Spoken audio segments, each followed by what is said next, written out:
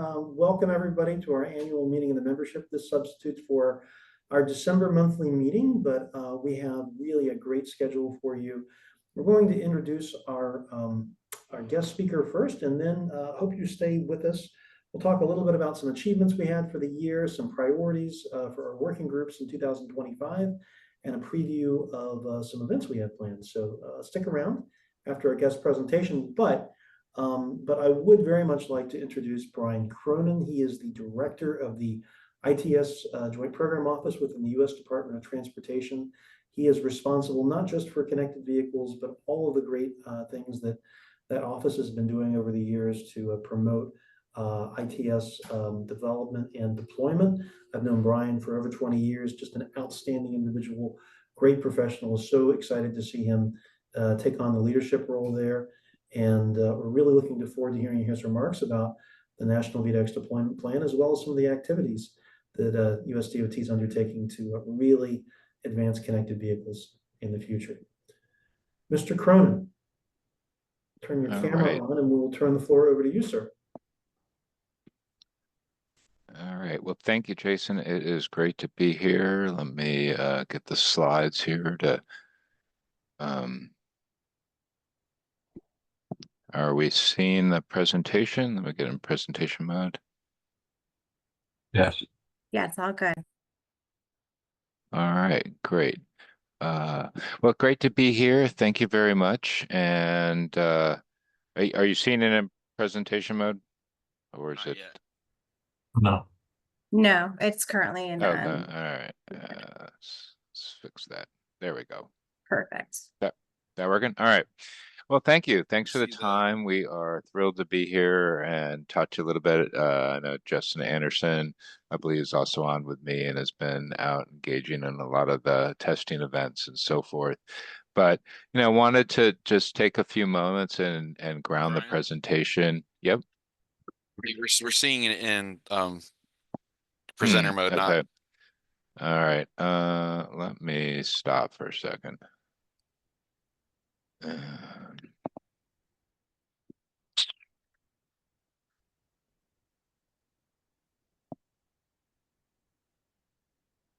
Brian, I'm never allowed to do Zoom calls myself because I always get in trouble with the slides. Yeah, I thought you had them up there, but that's all right. Let me hear. I'll go ahead and I can go ahead and present it on my side. I don't know if let me see. Let me test them. One sec. Here we go.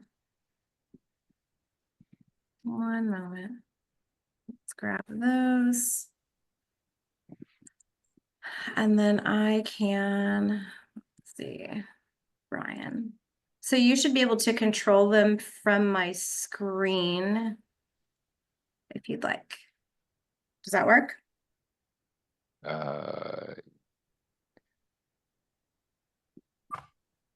Yep. Okay. All right. Well, great. Thanks. And so when we talk about vehicle to everything communication, you know, we ground that in USDOT's work towards Vision Zero and the safe system approach. One of the things we highlighted, VDEX is one of the tools that can be used to create a safer system in terms of really providing safer vehicles, looking at better infrastructure, providing better information to travelers as we walk, bike, or roll through an area. So VDEX is called out in our National Roadway Safety Strategy, and we've been tracking both the development and issuance of the plan, and we've actually set up metrics as we move towards meeting our near-term goals that we're tracking as well. As coming together and creating the plan really was not USDOT operating in a vacuum and doing this on our own, but around 2 years ago, with all the uncertainty in the community between FCC's action, various different priorities at the department, we really came through and held the first summit, and industry at large told us we need DOT leadership. We need national leadership. We need a plan. We need the FCC to act. And through concerted effort over this last several years, partnering with all the people here on this call, many people throughout the country, from all the state DOTs, the auto industry, really came together and issued a draft plan a year ago, got a lot of comments, and then issued the plan in August. We also came up with the idea of creating 3 V2X accelerator sites shown here on the side to really provide large-scale deployments that would be interoperable, but would be large enough to show benefits over time, and in particular, safety benefits for vulnerable road users. And so we'll talk more about this as we go, but it's another key element that came about in the process of creating the plan and launching really a national V2X deployment program. And we just actually we got them all. We announced them in August, got them all awarded, and held a kickoff in November regarding the plan. And so in this plan, it really is USDOT's vision, but it's a national vision. It's a vision that we all can be on part of, and it's grounded in saving lives with connectivity. It's not just V2X, but we're there to do this to save lives. We talk a lot about the different stakeholder roles in the community. It's not just state DOTs or just local agencies or just the auto industry or just the supplier base. It's all of us. It's also the national federal government. It's the FCC. We all have important roles to play in creating a V2X ecosystem. We set short, medium, and long-term goals. We recognize we can't say, let's have a V2X system and tomorrow every vehicle and every intersection and every highway lane mile is covered. It's going to take time. But we needed to start, and we needed to put forward some goals that are achievable, but also lofty, that really show the promise. Because if we want to get to Vision Zero, we are going to need to make a significant investment, and we think this technology and tool will really help us get there. And we need to start. So we need to start making significant investments. We summarize the resources and technical assistance that's available to help agencies deploy and help the auto industry and others make deployment decisions on what products they want to put on their vehicles or in their resources. And more importantly, it also identifies how we evaluate the performance of these deployments. We're not just deploying V2X to deploy V2X, we're deploying it to save lives, to get our transit buses, our snow plows, our school buses to their destination faster and safer, to provide travelers with better information about flooded areas that have road closures, et cetera. So we really need to be able to work as our national parties deploy, what value are they getting, and are we achieving the benefits that we're set out to do? As I mentioned earlier, we have a whole array of stakeholders with OmniAir and the testing and interoperability as a key component in what we need to achieve. You know, we really do not want every state and local agency to implement their own version of V2X and implement their own options and standards and so forth, but to really make sure that we have an interoperable system. So if you drive here, and I'm in the DC area, if you drive from DC to Maryland to Virginia, you want that collision warning application to work the same every single time. You don't want it to work in DC and then you drive to Maryland and all of a sudden it can't work because somebody implemented something different. So it's really a critical part. We all have a different role in trying to implement the V2X ecosystem, and we tried to call that out. So we focused a lot on momentum and being in reality of kind of where we are today. By moving to cellular V2X from DSRC, we really went back to zero. And we had to build out this national system. And so we talk about 12 interoperable V2X deployments, then 25, and then 50. And so these deployments aren't one or two intersections. These are scale significant deployments. So if you think about our accelerator sites in Houston, they're doing 1,000 intersections plus the interstates between Houston and College Station and pretty much all the intersections in College Station.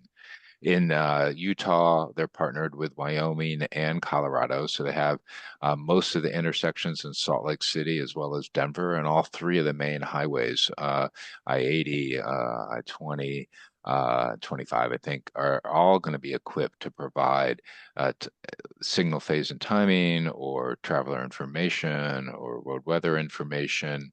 And so And then in Phoenix, in the Maricopa County, they'll have about 750 intersections installed, providing different kinds of application service. So all three of those implementations will mean those locations meet the near-term goals identified in the plan by 2028, having more than 25% of your intersections and 20% of your highway miles. And we know places like Georgia are already on track to meet that as well. And I'm sure that Michigan and others will be getting on board soon. So, these are high goals, but states are jumping in and cities and their local agencies to implement as well. One of the things we know is that the auto industry very clearly told us they needed at least 3 years from when the FCC got the rules in place to really have vehicles coming off the assembly line with this. So our state and local agencies needed to know what to deploy now and value. And so they've been focusing in on public sector fleet vehicles to equip. So transit vehicles, emergency vehicles, snow plows, school buses. One of the examples I give in Salt Lake City, where they put cellular V2X on the intersections, and by being able to broadcast the signal phase and timing, the school buses, the transit buses, and the snow plows all use that same implementation and same messages to be able to get different value. And as we're here heading into winter, Salt Lake and Utah showed that they could plow the roads. I think it was 20 to 50% faster, and that makes a safer road, and also gets us skiing faster for those that like to do that. And as an economic engine for Salt Lake and Utah, having those roads cleared so people can get to the ski slopes is a huge thing. It's really important. So there's a lot of different value and opportunity here, from saving lives to making the system perform more efficiently and effectively. One of the key things right now that we're working on and trying to, I think, partner with folks like you all is how does the security credential management system and the ability to have multiple providers providing this capability enable us that if there's multiple different vendors of this capability, that can be used in interoperability. It's a key part of providing trust and security for the network, so we can, have that digital signature and verifying messages. And so this was a key issue and opportunity right now that we still need to address with the community at large. Privacy is kind of a key part to that, and really, our messaging that V2X messages are not sending personally identified information. We're not sending your vehicle. We're not sending that it's Jason's vehicle driving from DC to Northern Virginia to West Virginia or wherever he may choose to go. We're sending, speed, heading, heartbreaking, these kind of things. And so really making sure we're clear and talking about what we're sending and why, so that we can provide these life-saving collision warning type applications is really important as we message about what we're trying to do. So interoperability testing, we had two big things since we launched the plan in August. We've had a cohort of state and local agency that have been working together with us since the beginning of the year, committed to deploying V2X and both direct and I guess I have not been talking about network V2X as part of this, been using a little bit more cellular V2X examples, but we're using both cellular V2X and network V2X. As part of our V2X ecosystem. But we came out to Wyoming, and we had, Wyoming, Colorado, Utah, I believe Georgia, Thea, all out there. Though I think there was a hurricane coming through, so I can't remember if Thea fully made it or not. We might have some folks on this call that would know that. But we tested and did some interoperability testing and like great hands-on work that our public sector agencies with USDOT really committed to trying to understand, improve interoperability for traveler information messages using both cellular V2X and really starting to engage with network V2X and multiple SCMS providers.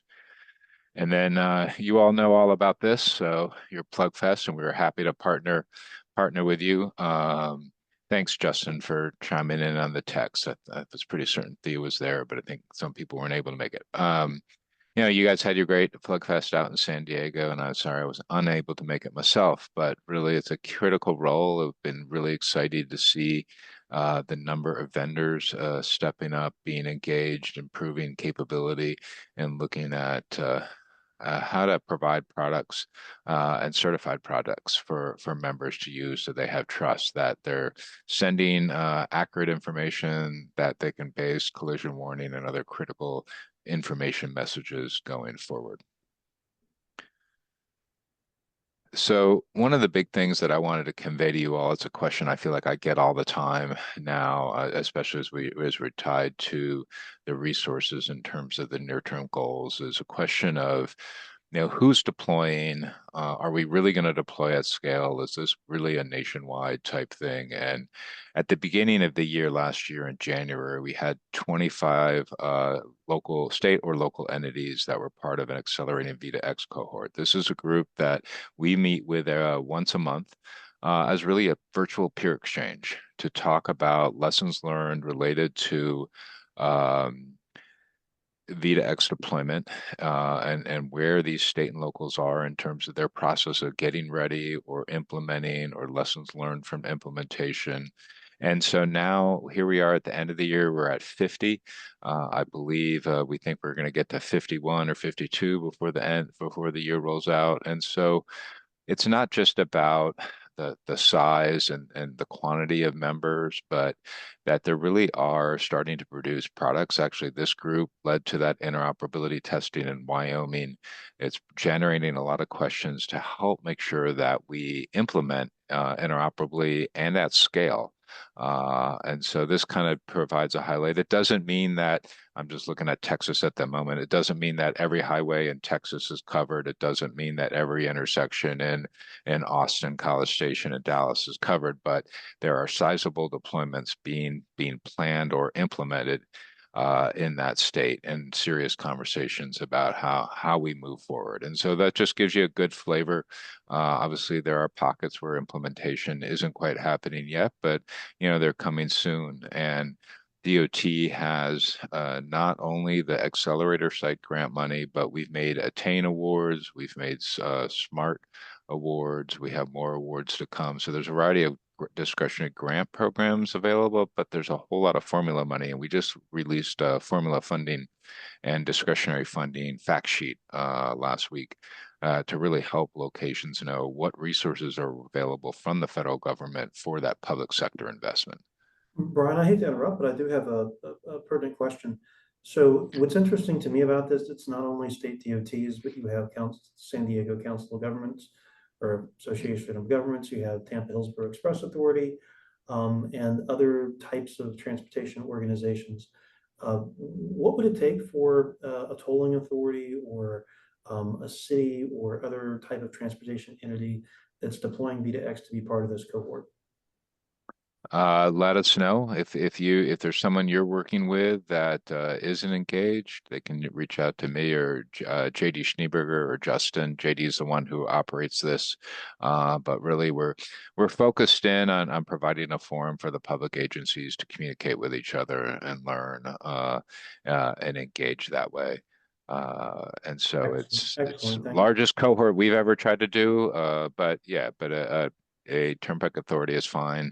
A council of governments is good. And one of the things we're struggling with right now, we're trying to create I'll just say a GIS-based map. An accurate real-time reflection that shows the scale of deployment.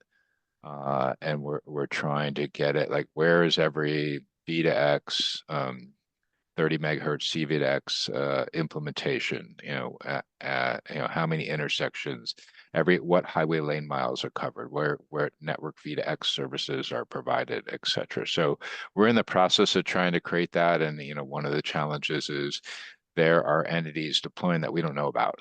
And, we are trying to kind of figure that out.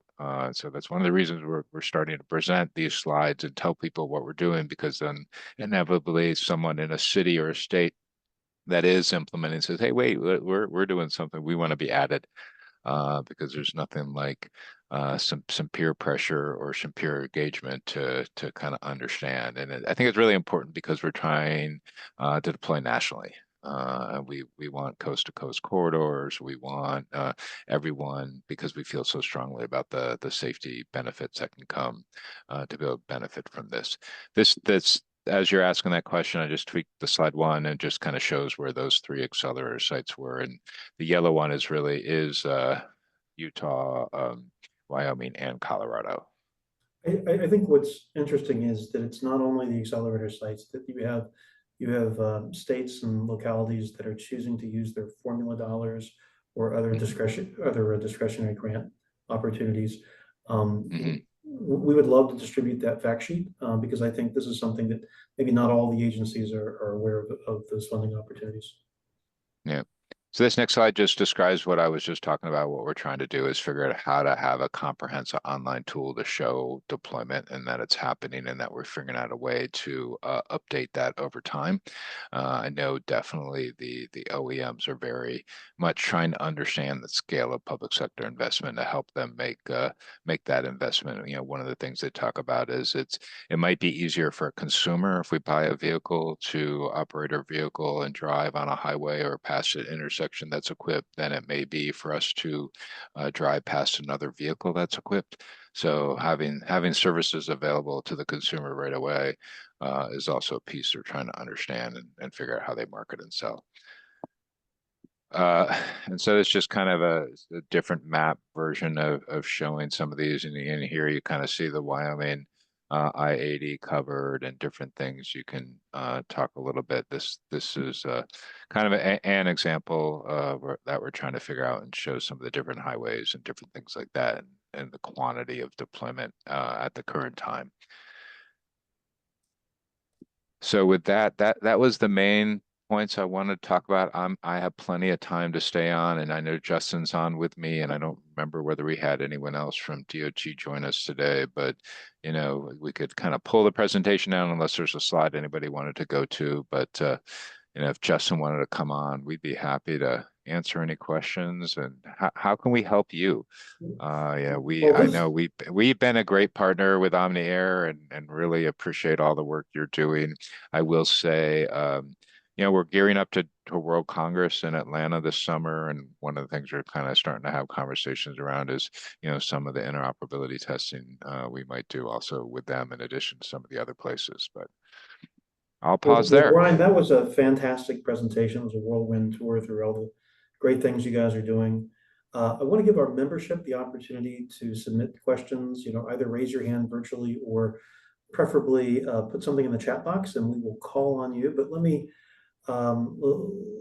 me just start sort of, you know, I think what's really impressive is the emphasis that's being placed on interoperability and the mention of certification in the national deployment plan.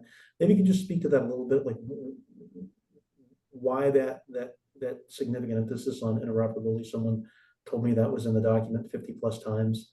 And so I was really pleased to see. Yeah. All of us who are working in that space, very pleased to see it. Yeah. But just maybe give your thoughts on the importance of that. I mean, I'll give you my perspective with 42,795 fatalities in 2022, that number staying high.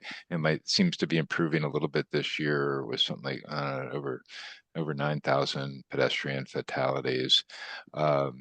One of the things we learned in the signal phase and timing challenge that ASHTA led 4, 5, 6 years ago was the standards at the time had a lot of optional fields. And so while many of the 50 states met the signal phase and timing challenge where they implement 20 intersections corridors, many of the states did it differently.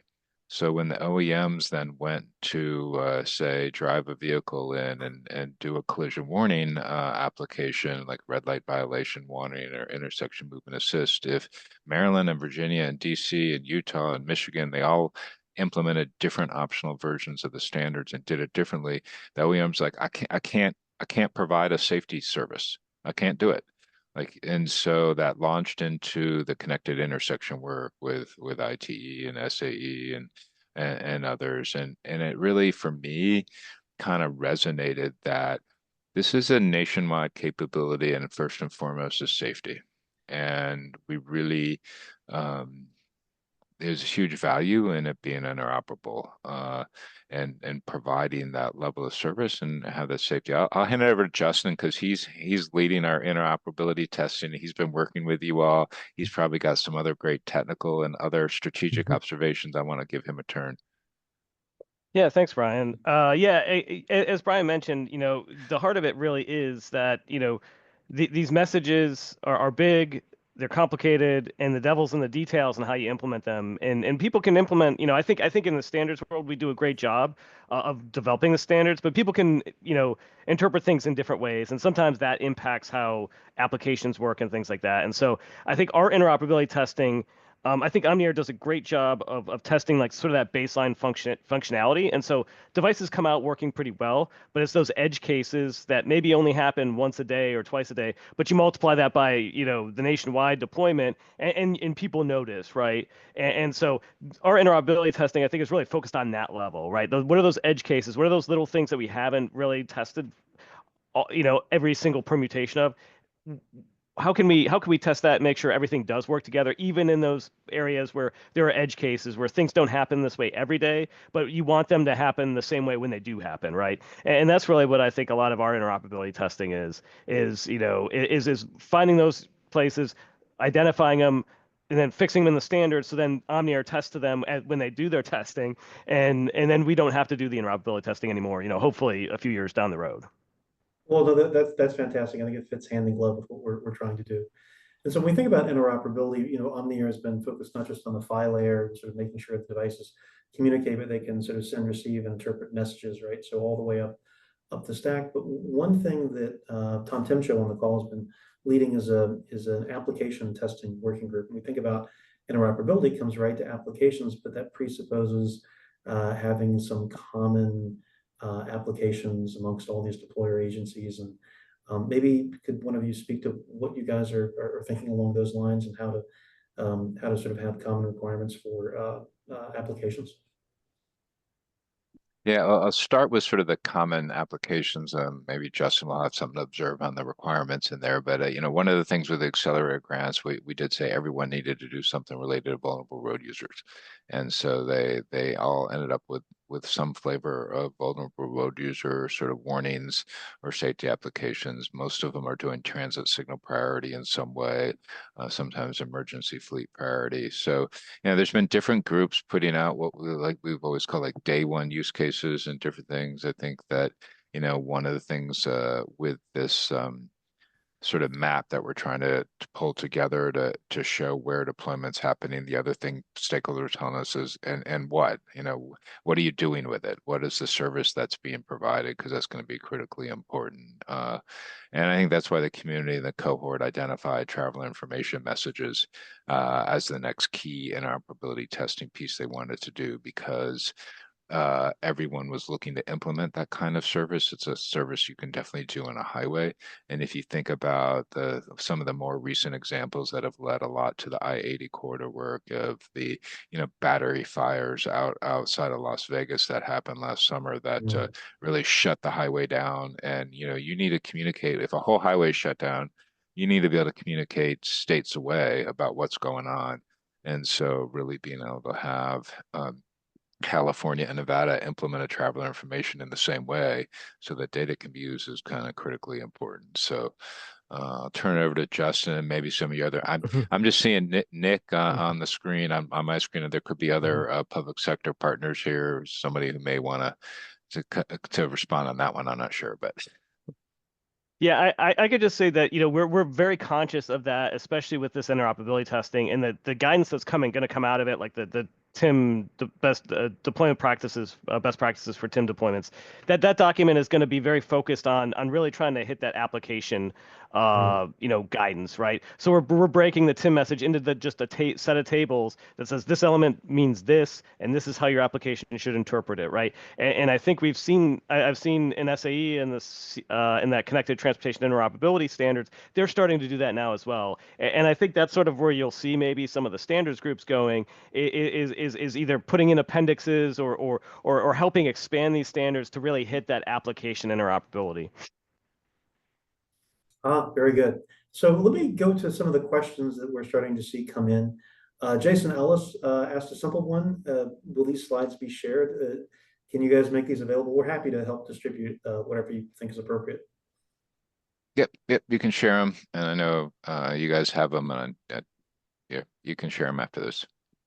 Okay, and then we have a bigger question from Carlos. How do we promote deployments of CV2X when many cities have older and antiquated proprietary technologies at their intersections? Ooh, that's a challenging one. Yeah, that's a good one. And one of the things that we've been doing is partnering with ITS America and ITE and ASHO. And in this particular question is probably a little bit more generated at ITE and ITS America to be able to do some more communication with local agencies about deployment. One of the things we're seeing just here locally in DC, they're about to upgrade their whole traffic signal system. They're doing that out in Contra Costa County as well. And so trying to meet those folks where they're at and explain that, while you're doing these upgrades, you need to be making V2X and being prepared to be part of a V2X ecosystem part of this. And so there's a lot of education and training that needs to happen, a lot of conversation. I think it's also why it's a 10-year plan and not a 2-year plan, is that many locations that haven't upgraded are starting the process of, and we need to make sure they're equipped to do so. But it's a great point. I think it's going to be one of the challenges, and I think it's one of the reasons we're also talking about network V2X, and we have companies like the mobile network operators trying to look at virtual roadside equipment and different pieces. So we have some options for deployment. So I know we have more questions in the chat box, but before we get to that, I'm very curious. I think our members are curious. Right now, we've been very focused on PC5, but we have a lot of members that are looking toward network V2X. A lot of the device makers, test equipment providers, others are already moving in that direction. It's interesting to hear you talk about working with some of the mobile network operators. What do you see the role as of network V2X? Are we looking at a blended environment for a period of time? Is there a specific role that they'll play? Do you think it's limited in some ways, or can it have a role in safety as well? So, I mean, I think that some application will depend on the sort of their performance requirements. And if you're trying to do a red light violation or forward collision warning, and a queue, some sort of warning that needs like immediate critical timing to have a trusted message to provide a warning, it's going to provide one kind of service. From what I understand right now, Cellular V2X is the technology to provide that. Network V2X is evolving and evolves over time. I would say there are safety applications, like there's a road closure ahead, like there's a speed limit is 45 as opposed to 65, like there's work zone workers present, and you should be careful that these sort of applications where you could gain value a mile ahead, a minute ahead, 30 seconds ahead. Network V2X can easily provide those kinds of services and information. And so, I'll turn it to Justin, as he's been really diving into partnering with some of the MNOs to really understand performance. And it's also tied to the earlier question. It's not going to be easy for a local agency to put, to spend the money to put, say, V2X on every intersection, right? And maintain it. And so there's going to need to be a commitment, and luckily prices are coming down. And as we move to national deployment, things will evolve. But, that's partly why we're very much want to understand how mobile network operators could have virtual roadside equipment. Maybe some of the applications like transit signal priority that people are doing cloud signal priority already could be operated just fine with that. So it's sort of a balance of what a locality is trying to implement, what value they're trying to provide for their residents, and I'll stop there. Yeah, thanks, Brian. And I'll just say my program is specifically testing, as Brian said, the performance of cellular V2X or cellular in a V2X concept, in a V2X environment.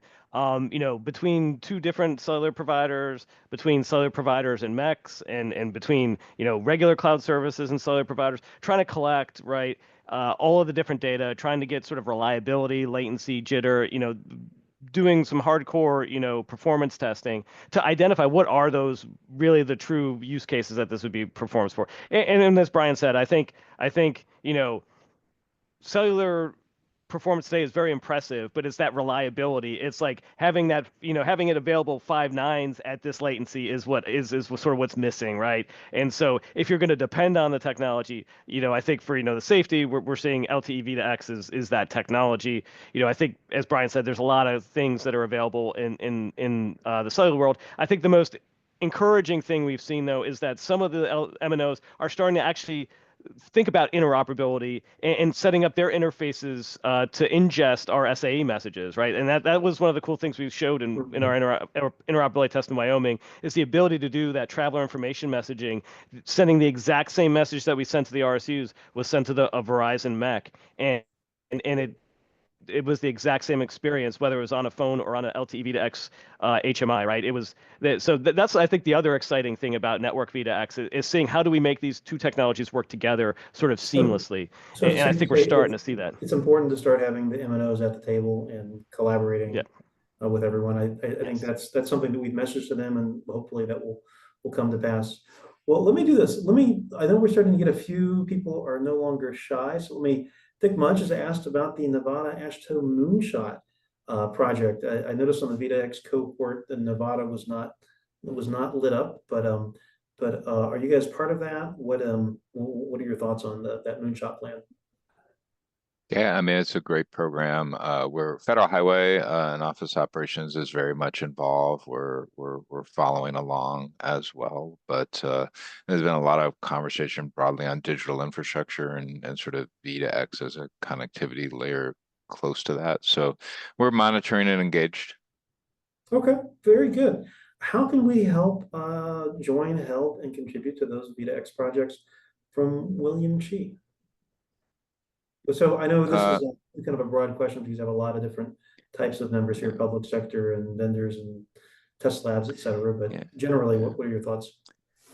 Yeah, I mean, mainly, USDOT, we don't deploy. So it's when you want to get involved in an actual project, it's pretty much partnering with a state or local agency or an OEM, fleet operator.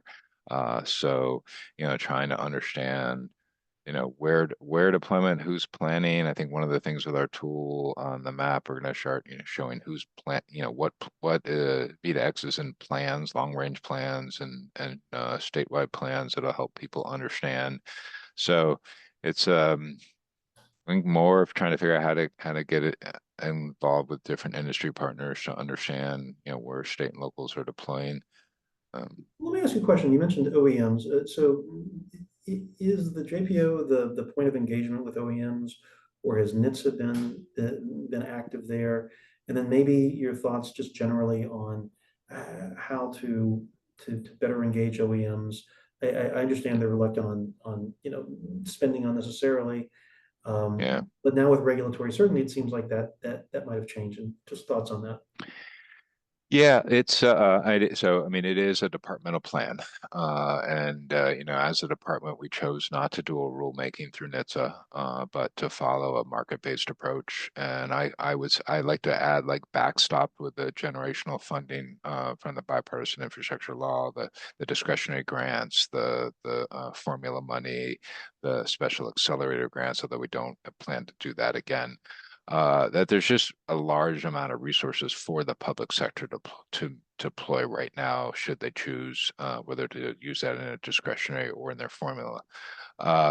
So with the OEMs, we did, as we were reaching out and finalizing the plan, we reached out individually to them and through some of the OEM associations to have conversations and understand what's going on. And so, sort of the main, there's a lot of interest and engagement. Obviously, a lot going on in the automotive sector right now, but the biggest #1 hurdle was the FCC finishing the rule. Now that they've done that, we're hoping for some big things to come. But we sort of the JPO as an OST office have had the lead and sort of coordinate out with the OEMs at the moment, and I'll just kind of leave it at that for now.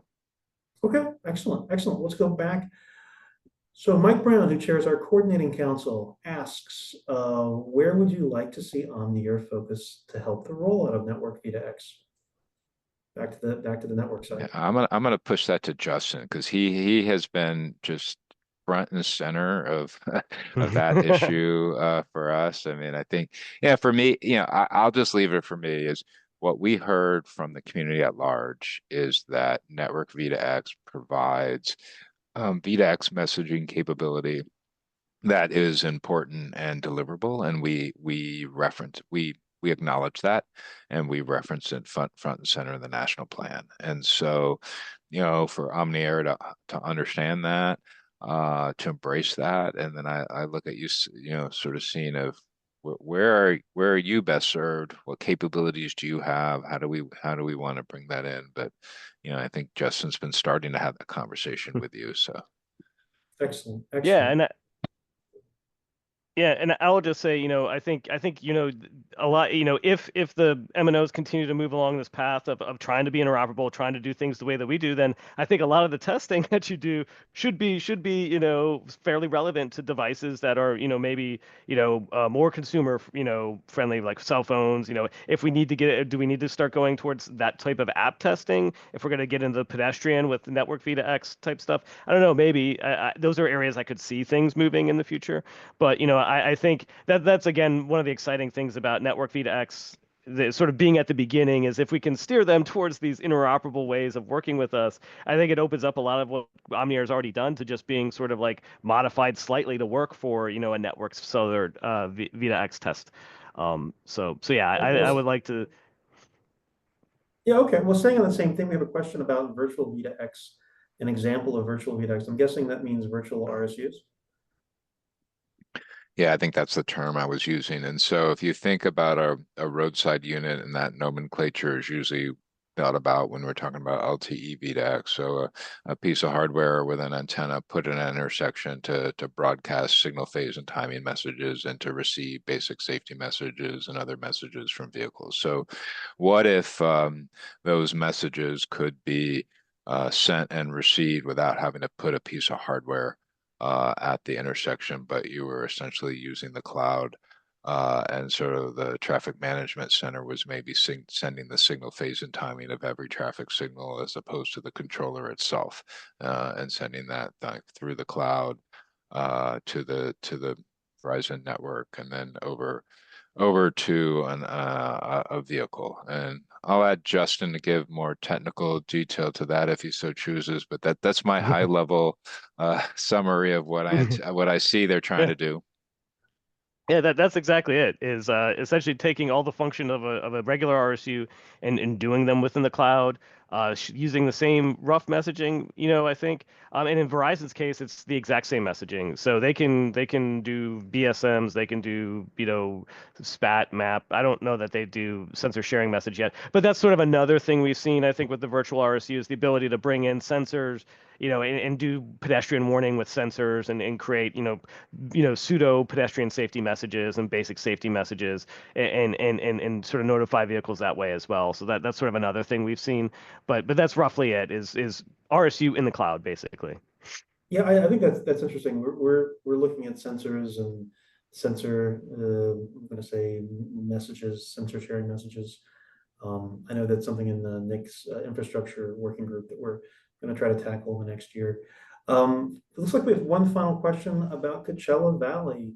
700 smart intersections with RSUs, cybersecurity, 200 miles of communications, planning to light up C2X with Verizon, Cisco, Q-Free, and 12 agencies, 5 travel nations.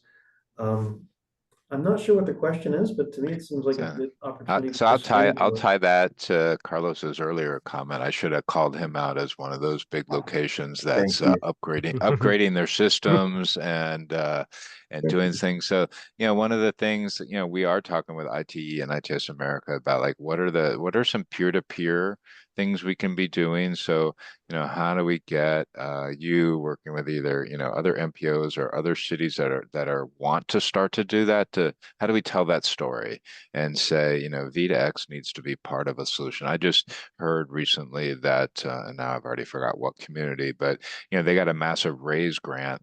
And mostly when you think about RAISE and infra, these are big grant programs from USDOT. They're like building a new bridge or upgrading a bridge or adding another lane to a highway or something like that. And so, if someone's doing a major infrastructure investment, how do they just saying V2X is part of the digital infrastructure that just needs to be part of that investment? So it's not something separate. It needs to be part of any infrastructure and transportation project going forward. And so that's part of the thing. How do we create the tool set, the education and outreach to help people think that way? Well, let me say this. I think it's a great credit to you and the team at the ITS JPO that connected vehicles are becoming mainstream. The agencies are choosing to use discretionary grants and formula funds and local funds for this. And I think that's much credit to the work that you and Justin and the team there has been doing over the years. Well, let me ask the question they always say, well, from the government, I'm here to help. We're here from industry, we're here to help. What can we do to help you in this great effort? What is the number one thing that folks can take away here on this call to help the greater good? I mean, I knowing what you all are doing and sort of the testing and so forth, that I think that our state and local deployers, they want a high quality product that with sort of options for different vendors. So the more that you're attracting your members to these interoperability, to your testing events and have a quality number of certified product vendors is really going to help people deploy. And we're trying to show you there's a market and trying to help coordinate a national vision. I think helping in that. And I'll turn to Justin. He's been much more proactive with you all than I have of late, but. Yeah, no, I mean, I think Jason, that just continuing the test work that you all are doing, continuing to evolve that and help us, understand like where the vendor community is, what we can do to help the vendor community. Again, I think that's another area where you guys could help us is understanding their needs and what we can do to help make, get vendors more, more equipment out there for the deployments to use. Well, let me just say Because I'm this. now starting to get asked, is the vendor community ready to stand up to the demand? And I said, I'm sure they will be, but They are. We're certainly ready to do our part to help. We have started to see an uptick in the number of devices applying for certification, and we're trying to push those through that process as quickly as possible to get trusted devices. And we think that's our role really, is to help build trust in the technology one device at a time. I just wanted to say that you guys have been just great partners throughout the past year. We look forward to continued partnership in the new year, and I wish you and your families a very happy holidays. And we'll see you in TRB, I'm sure. Yeah. Thank you very much. And we look forward. you. Jason's going to be one of the star presenters at TRB, 8 a.m. Monday morning. We have a V2X session Kristen White was going to chair, a little unclear who's chairing it right now, but we have senior level officials representing government, OEMs, OmniAir universities, or accelerator grants. So we're happy you're able to participate with us. So 8 a.m. Monday morning, well worth setting the alarm for. So all right. thank you guys very much. And you're welcome to stay on the rest of the call. Okay. Brenda, let's move to our slide deck. We're going to give people just a really quick kind of rundown of a few OmniAir updates. We wanted to introduce our newly elected board members. We will start with that. Do we have, yep, let's go to that slide, number 4. And we have Jose, I believe, on the line. Yeah, fantastic. Leave. Jose, and do we have Lori's in the Lori air. on the call? Lori's in the air today. Lori's in the air. Do we have Dan Toohey? He is the Lori substitute for today. Well, I am here. Very good. Well, so substitute. first I wanted to start off thanking Dan Tui for his service since 2017. He has served as an OmniAir board member. He has sadly announced his retirement at the end of this year. We keep trying to persuade him otherwise, but he tells us that it is time. But we have Lori Brady from CAPS, who's a vice president of business development, emerging technologies, who has been elected to the board, and she'll be doing an outstanding job. And Dan, I wanted to thank you for your service. Did you have anything you'd like to say? No, it's just it's been an honor, Jason, to work with OmniAir and serve on the board, because like you and I talk frequently. You know, I truly believe in this organization and our mission. And you know, I'm a little bummed that everything's coming ahead now, and I am going to retire. But I think a lot of good things are going to happen in 2025, and I think OmniAir and your membership is going to be very busy. So I wish you all. Well, that's great. Thank you so much, sir. Jose Diaz, do we have you on the call? Good afternoon, everyone from the East Coast. Jason, thank you for the kind words. Really looking forward to help and assist however I can, and extending the membership and partnership to the rest of the staff at the authority. Very good. And so you are a chief information officer at the authority? I am, correct. Very good. So if folks find themselves on the turnpike stuck in the little holiday traffic, should they give you a call? Yeah, 555-5555. Love it. Fantastic, sir. Thank you very much. I'm glad to have you on the board. Okay, let's go on. So a couple highlights. Wait, let's go back. Highlights. It's been a fantastic year. We did a couple of really great events. We have 2 new MOUs with Korea and 5G AA. We have 9 new members, soon to be 10. We launched the world's first multi-protocol tolling certification program, 12 different test documents, 3 or 4 years of blood, sweat, and tears getting that through. And now that's being used to test and certify devices for the EasyPass group of agencies and elsewhere in the tolling community. We had our first OmniAir certified C-V2X RSU. As I mentioned, now there's 7 others that are in the pipeline. I think we've had 2 certified in the fall. We have our very first C-V2X module. So that's a module certification program we launched at the beginning of the year. And we had successful PlugFest in Michigan and California. So very excited about that. Next, please.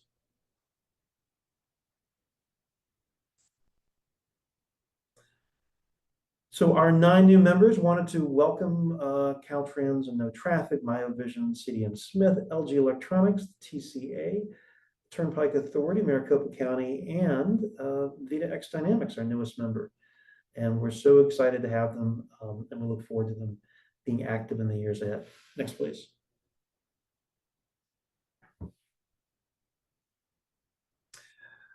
Of course, our first PlugFest of the year was in Michigan. So we did that at In-City, just a fantastic event. I think one of the things that makes our PlugFest so special, it's collaborative. It's an open collaborative environment where would-be competitors are able to share and do knowledge exchange and see if they're really interoperable.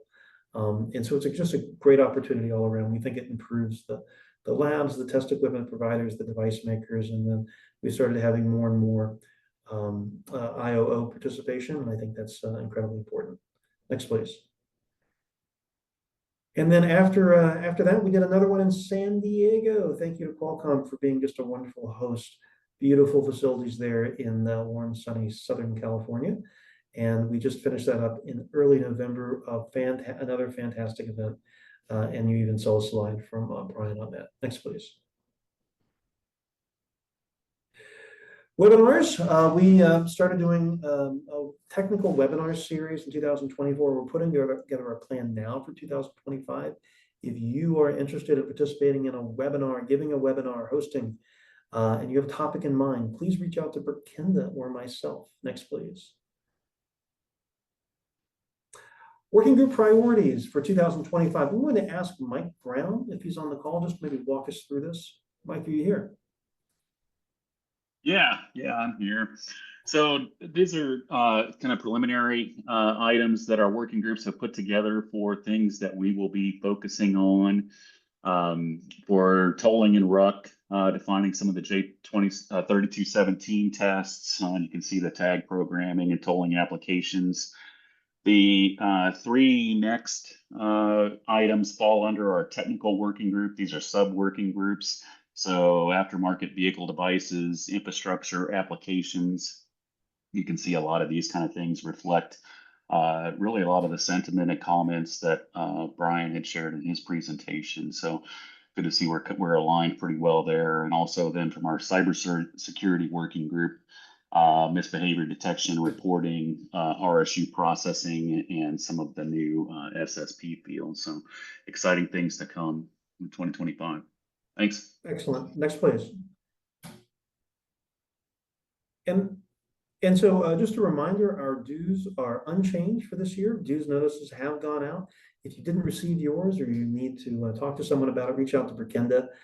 She'll be happy to help you. You can see it's some of the most affordable dues rates you're going to find in any transportation organization. They're pretty flat. Doesn't matter if you're a small or large, really the same price. And the sustaining partnership, of course, includes all your certification fees, your PlugFest fees. It's really a steal of a deal. If you're interested in upgrading, just to reach out as well. Next, please. Certification fees remain unchanged. So per device, per protocol are the fees. So for multi-protocol, because it's 3 different protocols for tolling, that is $30,000 lab. And test equipment prices have not changed. Recertifications or reauthorizations, 50% of the original fee. And again, sustaining partners pay $0 in certification fees. Next, please. PlugFest fees. Now, we did make a slight change here. There's going to be a slight bump if you don't take advantage of early bird pricing. Otherwise, it's the same as 2024, but we want to make sure that we get as many of those registrations in early as possible because it helps us to develop the test schedule. And sometimes we get crushed with registrations in the last couple of weeks, and we're going to try to get as much of that early on. So that's why you see a pricing difference. Next, please. And if you're interested in proposing ideas for events, workshops, we are busy at work on that. I know that Dan had shared the meetings committee. We're looking for a new chair for that meetings committee. If someone is interested, and well, just reach out to Brenda. Next, please. And finally, I wanted to wish all of you a very happy holidays from myself, Randy, Nick, Ryan, Brenda. We're just so appreciative of your dedication to OmniAir and to our mission and participation in all of our activities. And happy holidays from all of us to all of you. We'll see you early in the new year. Take care. Dude, thank you.